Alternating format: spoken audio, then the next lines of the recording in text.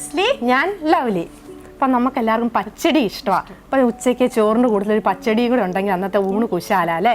അപ്പോൾ സദ്യക്കാണെങ്കിൽ നമുക്ക് എപ്പോഴും ഒരു പച്ചടി ഒരു ഒഴിച്ചുവിടാനാവാത്തൊരു കറിയാണ്. അപ്പം നല്ലൊരു ഇഞ്ചി പച്ചടിയാണ് തയ്യാറാക്കുന്നത്. അപ്പോൾ പലതരത്തിൽ നമുക്ക് പച്ചടി ഉണ്ടാക്കാം. ഞങ്ങളിപ്പോൾ ഇഞ്ചി ഉപയോഗിച്ച് വളരെ എളുപ്പത്തിൽ നമുക്ക് വീട്ടിലുള്ള സാധനങ്ങൾ ഉപയോഗിച്ചുകൊണ്ട് തന്നെയാണ് നമ്മൾ പെട്ടെന്ന് ഒരു 5 മിനിറ്റ് കൊണ്ട് നമുക്കിത് തയ്യാറാക്കിയെടുക്കാം. ചിലർക്ക് തേങ്ങയൊക്കെ ചേർത്ത് നമുക്ക് പച്ചടി ഉണ്ടാക്കാറുണ്ട്. ഞങ്ങൾ ഇതിനു മുമ്പ് തേങ്ങ ചേർത്തുള്ള പച്ചടി ഇട്ടിരുന്നു. അപ്പോൾ പെട്ടെന്ന് നമുക്കിത് തന്നെ തയ്യാറാക്കിയെടുക്കാം. അതിനുവേണ്ടി കുറച്ച് സാധനങ്ങളൊക്കെ ഞങ്ങൾ എടുത്തു വെച്ചിട്ടുണ്ട്. തൈരുണ്ട്, അതുപോലെ ഇഞ്ചിയുണ്ട്, ഒരു വലിയ കഷ്ണം ഇഞ്ചി, 4-5 പച്ചമുളക്, 5-6 അല്ലി ചെറിയുള്ളി, വറ്റൽമുളക് ഒക്കെ നമ്മളിവിടെ എടുത്തു വെച്ചിട്ടുണ്ട്. അപ്പം നമുക്ക് ആദ്യം ഇതൊക്കെ ഒന്ന് അരിഞ്ഞെടുക്കണം. ഇഞ്ചിയാണ്, ഒരു വലിയ കഷ്ണം ഇഞ്ചി ഞങ്ങൾ എടുത്ത് ആ ഇഞ്ചി നല്ലതായിട്ട് കനം കുറച്ച് നമുക്ക് അരിഞ്ഞെടുക്കണം. നമുക്ക് പെട്ടെന്ന് തന്നെ ഒന്ന് അരിഞ്ഞെടുക്കാം. പച്ചടിക്ക് ആവശ്യമായ സാധനങ്ങളൊക്കെ നമ്മളിവിടെ എടുത്തു വെച്ചിട്ടുണ്ട്. ആദ്യം നമുക്ക് ഇഞ്ചി ഒന്ന് നന്നായിട്ട് കൊത്തി അരിഞ്ഞെടുക്കണം. അപ്പോൾ കൊത്തി അരിഞ്ഞപ്പോൾ കത്തി കൊണ്ട് കൊത്തി അരിഞ്ഞില്ലെങ്കിലും ഗ്രേറ്റർ ഉപയോഗിച്ച് നന്നായിട്ട് ചെറുതായിട്ടൊന്ന് ഗ്രേറ്റ് ചെയ്തെടുത്താൽ മതി. അതുപോലെ തന്നെ ചെറിയുള്ളി നമുക്കൊന്ന് ചെറുതായിട്ട് അരിഞ്ഞെടുക്കാം.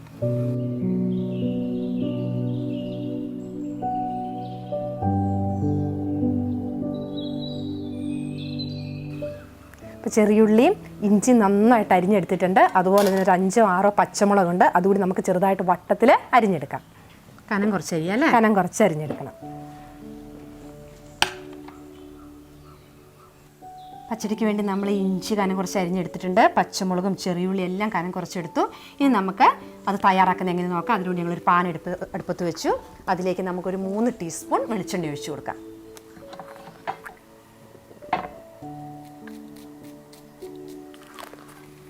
വെളിച്ചെണ്ണ നന്നായിട്ട് ചൂടായിട്ടുണ്ട്. നമുക്കിതിലേക്ക് ഒരു 1/4 ടീസ്പൂൺ കടുക് ചേർത്ത് കൊടുക്കാം.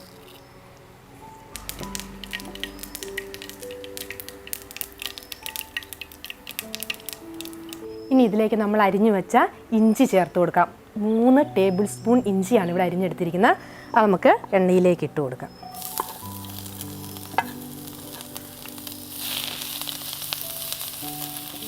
ചെറിയൊരു ഗോൾഡൻ കളർ ആകുന്നത് വരെ നമുക്കൊന്ന് വഴറ്റിയെടുക്കാം.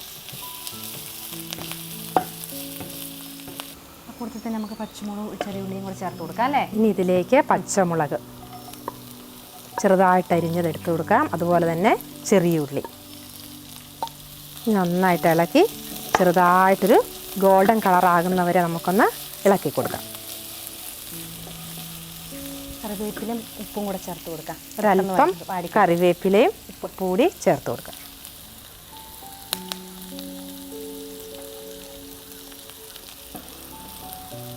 ലൈറ്റ് അത് കളറായി വരുന്നോളം വരെ നമുക്ക് അപ്പോഴത്തേക്ക് ഞാൻ തൈരൊന്ന് ഉടച്ചെടുക്കാം അല്ലേ? അപ്പം ഞങ്ങളിവിടെ 2 കപ്പ് തൈരാണ് എടുത്തിരിക്കുന്നത്. പുളി ഇല്ലാത്ത തൈര് വേണം നമുക്ക് എടുക്കാൻ. അത് നമുക്കൊന്ന് ഉടച്ചെടുക്കാം. നന്നായിട്ടൊന്ന് നമുക്ക് സ്പൂണൊക്കെ ഉപയോഗിച്ച് ഉടച്ചെടുത്താൽ മതി. ഇപ്പോൾ മിക്സിയിൽ ഒക്കെ ഇട്ട് അടിക്കുവാണെങ്കിൽ പെട്ടെന്ന് അങ്ങ് അടിഞ്ഞു പോകും. അപ്പോൾ സ്പൂൺ ഉപയോഗിച്ച് അല്ലെങ്കിൽ ഇങ്ങനത്തെ എന്തെങ്കിലും ഒരു സാധനങ്ങൾ ഉപയോഗിച്ച് നന്നായിട്ടൊന്ന് ഇങ്ങനെ മിക്സ് ചെയ്തിട്ട് നന്നായിട്ട് ഉടച്ചെടുക്കാം. ഇഞ്ചിയും ചെറിയുള്ളിയും പച്ചമുളകൊക്കെ നന്നായിട്ട് ചെറിയൊരു ഗോൾഡ് കളറായിട്ട് നന്നായിട്ട് വഴന്നു വന്നിട്ടുണ്ട്. ഇത് നമുക്ക് തണുക്കാനായിട്ട് മാറ്റി വെക്കാം. തണുത്തതിന് ശേഷം മാത്രമേ നമുക്കിത് തൈരിലേക്ക് ചേർത്ത് കൊടുക്കാൻ പറ്റൂ. ഇനി നമുക്ക് ഈ പാനിൽ തന്നെ നമുക്ക് താളിക്കാനുള്ള എടുത്താൽ മതി. അതെ, ഇത് തണുത്ത് വരുമ്പോഴേക്ക് നമുക്ക് താളിക്കാനുള്ളത് എടുത്തു വെക്കാം. ഇനി ഈ പാനിലേക്ക് നമുക്ക് 3 ടീസ്പൂൺ വെളിച്ചെണ്ണ കൂടി ഒഴിച്ചു കൊടുക്കാം. ഇനി നമുക്കിതിലേക്ക് ഒരല്പം കടുക് ഇട്ട് കൊടുക്കാം. നമ്മൾ ഈ ഫ്രൈ ചെയ്ത ഉള്ളിയും ഇഞ്ചിയെല്ലാം നമ്മൾ ചൂടോടുകൂടി ഈ തൈരിലേക്ക് ചേർത്ത് കൊടുക്കരുത്.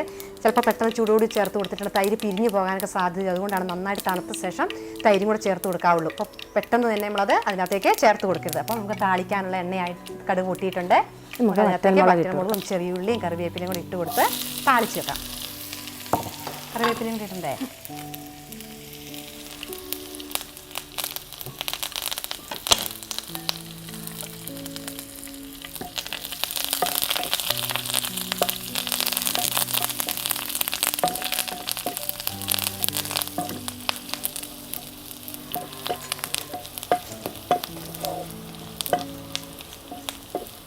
താളിക്കാനുള്ള വറ്റൽമുളകും ചെറിയുള്ളിയൊക്കെ റെഡി ആയിട്ടുണ്ട്.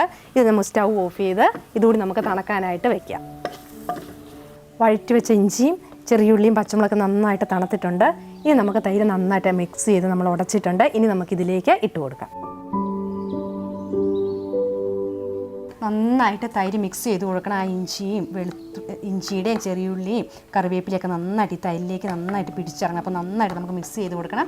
ഈ സമയത്ത് നമുക്ക് ഉപ്പൊക്കെ നോക്കാം. ഉപ്പൊക്കെ ഇല്ലെങ്കിൽ നമുക്ക് കുറച്ചുകൂടി ഉപ്പൊക്കെ ചേർത്ത് കൊടുക്കാം. ഉപ്പൊക്കെ എന്നിട്ടുണ്ടോ നോക്കിയാലി? ഉപ്പുണ്ടല്ലേ. അപ്പോൾ ഈ മിക്സ് ഇവിടെ റെഡി ആയിട്ടുണ്ട്. ഇനി നമുക്ക് താളിച്ച് നമുക്ക് തണുത്തോ നോക്കാം. എന്നിട്ട് അതും കൂടി നമുക്ക് ഇതിനകത്തേക്ക് ചേർത്ത് കൊടുക്കാം. താളിച്ച് വെച്ചതുകൂടി നമുക്ക് ഇതിലേക്ക് ചേർത്ത് കൊടുക്കാം.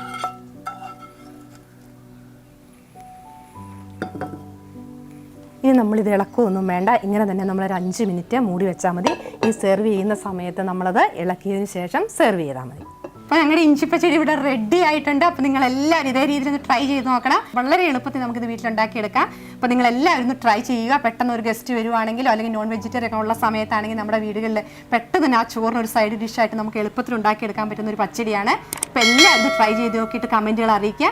എന്നും ഞങ്ങൾ പറയുന്ന പോലെ എല്ലാവർക്കും ഒന്ന് ഷെയർ ചെയ്യുക. അപ്പോൾ നല്ലൊരു വിഭവമായിട്ട് വീണ്ടും കാണാം. Bye bye.